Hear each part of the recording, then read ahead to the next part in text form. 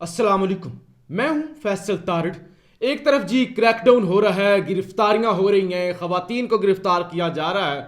दूसरी तरफ कप्तान की जानब से एक खुशखबरी सुनाई गई है कि ये जो इस वक्त अदम इस्तेकाम है, गिरफ्तारियां हैं, तबाही है और दो कानून हैं कि एक तरफ GHQ पर हमला होता है और मैं पहले दिन से कह रहा हूं वैसे हमले नहीं होने चाहिए, अफसोसनाक है। कोर कमांडर हाउस पर हमला होता है और दूसरी तरफ सुप्रीम कोर्ट पर धावा बोला जाता है। दोनों अदारे हैं, बड़े अदारे हैं, अहम अदारे हैं, हमारे अपने अदारे हैं, लेकिन एक अदारे पर हमला होता है, कौमी सलामती का इजलास हो जाता है और वो सारी ज़ाहिर पकड़ धकड़ भी हो रही है। आर्मी एक्ट के तहत कार्रवाई इमरान खान के खिलाफ भी नामजद कर दिया गया, 2 मुकदमात के अंदर खान साहब को भी, और आज कौमी सलामती के जो एलामिया आया है और जो चीज़ें तय हुई हैं उसके अंदर भी हमने बात करनी है, उस पर भी। यानी ये सब कुछ हो रहा है, दो कानून, एक तरफ GHQ और ये कोर कमांडर हाउस वाली बात और दूसरी तरफ सुप्रीम कोर्ट वाली। एक तरफ दफा 144, दफा 245 यानी आर्मी जो है वो तैनात है इस्लामाबाद की अहम इमारतों के बाहर। दूसरी तरफ खुली छुट्टी, गेट तोड़ कर आओ, चीफ जस्टिस को सांप बोलो और चीफ जस्टिस के बारे में गंदी गलीज गुफ्तगू करो, गंदे नारे लगाओ, गालियां दो और कंटेनर पर चढ़ के कहो कि सास साहिबा इन कम बख्तों ने जुडिशल मार्शल लॉ लगा दिया है, लेकिन खुली छुट्टी है। खुली छुट्टी, कंटेनर पे चढ़ के सुप्रीम कोर्ट के दरवाजे के सामने जाके गालियां दो, गलीज गालियां दो, खुली छुट्टी।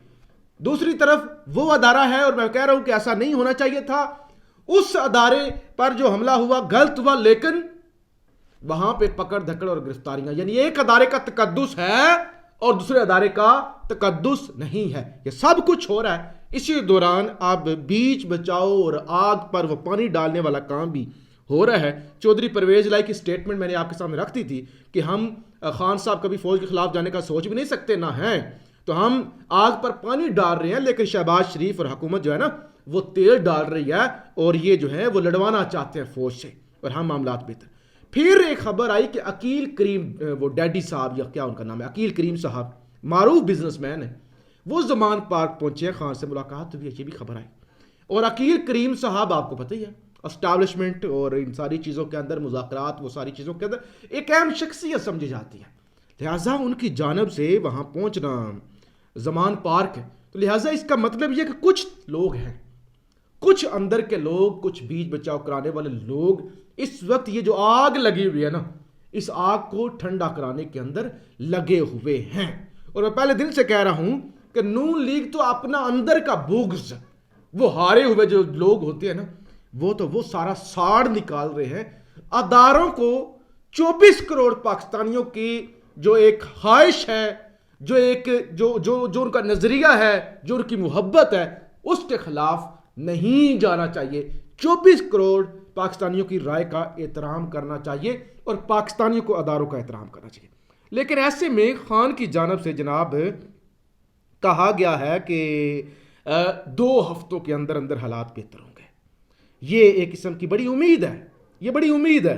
गिरफ्तारियों से बचें, गिरफ्तारियों से बचें, 2 हफ्तों में सब कुछ ठीक हो जाएगा। इमरान खान, कल से आप लोगों को बता रहा हूं कि हौसला रखें, इंशाल्लाह कुछ होने वाला है। इन लोगों के पास वक्त बहुत कम रह गया है, ये खान की जानब से कहा गया है। और कल अल्लाह खैर करे जी, अच्छा दिन गुजर जाए, कल फिर खान साहब सुबह 9-10 बजे इस्लामाबाद हाई कोर्ट पेशी पर आ रहे हैं।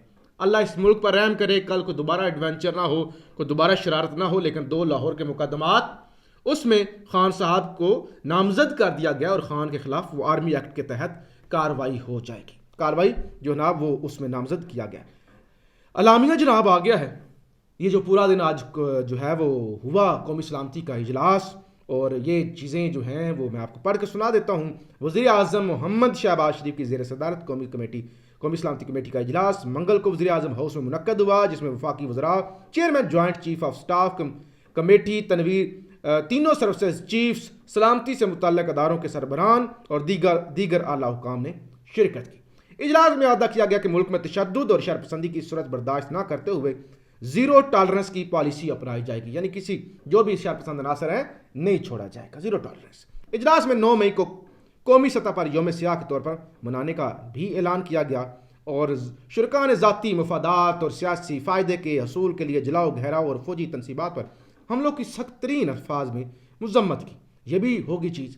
اجلاس میں آئین کے مطابق متعلقہ قوانین بشمول پاکستان آرمی ایکٹ اور آفیشل سیکریٹ ایکٹ کے تحت ٹرائل کے ذریعے شر پسندوں، منصوبہ سازوں، اشتعال پر اکسانے والوں اور ان کے سہولت کاروں کے خلاف مقدمات درج کر کے انصاف کے کٹہرے میں لانے کے فیصلے کی بھی تائید کی۔ اور ساتھ ساتھ خاص طور پہ جو ہے میرے لیے چیز ہے، اجلاس نے سوشل میڈیا کے قواعد و ضوابط کی سختی سے نفاذ اور قاعدوں پر عمل درآمد کو یقینی بنانے کے ہدایت کی تاکہ بیرونی سرپرستی اور داخلی سہولت کاری سے کیے جانے والے پراپیگنڈے کا تدارک کیا جا سکے اور اس کا ارتکاب کرنے والے عناصر کو قانون کے کٹہرے میں لا کر کھڑا کیا جائے۔ تو یہ میں سمجھتا ہوں کہ ایک طرح کی یہ جو ہے وہ سوشل میڈیا کی جو پکڑ دھکڑ کی خبریں آ رہی ہیں، اور میں بھی مسلسل آپ کو بتا رہا ہوں پچھلے 3-4 دنوں سے مسلسل وہ تھریڈس اور دھمکیاں وہ تو موجود ہی ہیں، اور ہمارے اینکر عمران صاحب ان کو ابھی تک رہا نہیں کیا گیا۔ آج بھی ہم نے یہاں پہ نیشنل پریس کلب اسلام آباد کے بعد جو ہم کر سکتے ہیں، ہم مظلوم کیا کر سکتے ہیں، کمزور لوگ ہیں، نہ ہمارے ساتھ پاس بندوق ہے، نہ ہم بندوق اٹھائیں گے،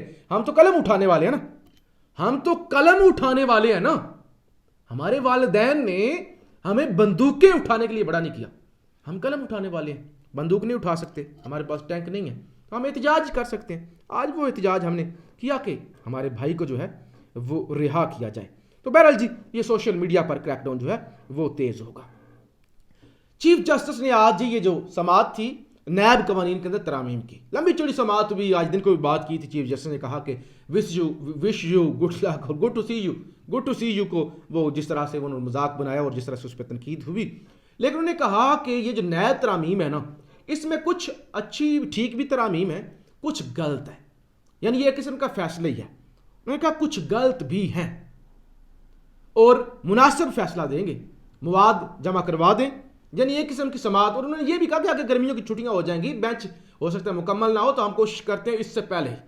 اور اس وقت جو مریم کو ساری تکلیف ہے نا، وہ جو کہہ رہی کہ سانپ بن کے بیٹھے ہوئے ہیں، یہ کر دیا وہ کر دیا، کم بختو، یہ ساری تکلیف نیب ترامیم کی ہے۔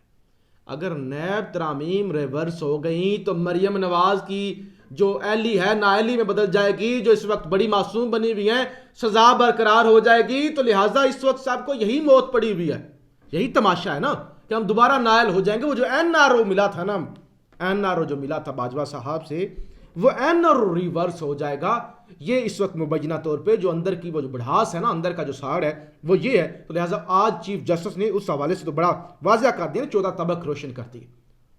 کچھ چیزیں غلط ہیں، کچھ ٹھیک ہیں، مواد جمع کروا دیں، لہٰذا وہ جو غلط چیزیں ہیں نا، وہ اس کا مطلب ہے اڑ جائیں گی، اور اس وقت ان کی نیندیں جو ہیں وہ اڑ چکی۔ شہباز شریف کے اپنے وزیر نے، وفاقی وزیر نے شہباز شریف کو آڑے ہاتھوں لیا ہے۔ انہوں نے کہا کسی بھی سوشل میڈیا کا بلیک آؤٹ یا انٹرنیٹ کی بندش مسائل کا حل نہیں ہے۔ شہباز شریف صاحب، انٹرنیٹ سروس متاثر ہونے سے اربوں کا نقصان ہوا، منسٹری آف آئی ٹی کسی بھی پابندی کے خلاف ہے۔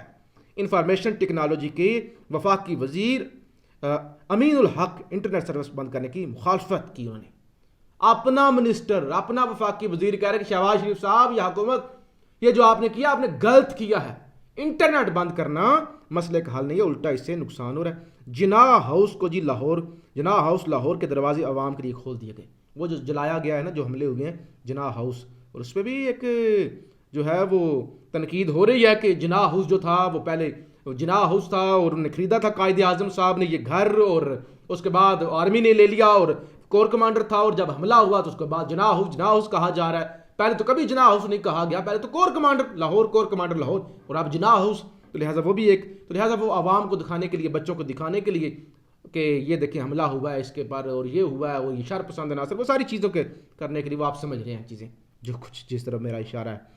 تو وہ جناح ہاؤس جناب عوام کے لیے کھول دیا گیا ہے۔ پی ٹی آئی رہنما شہریار افریدی اور ان کی اہلیہ اڈیالہ جیل منتقل۔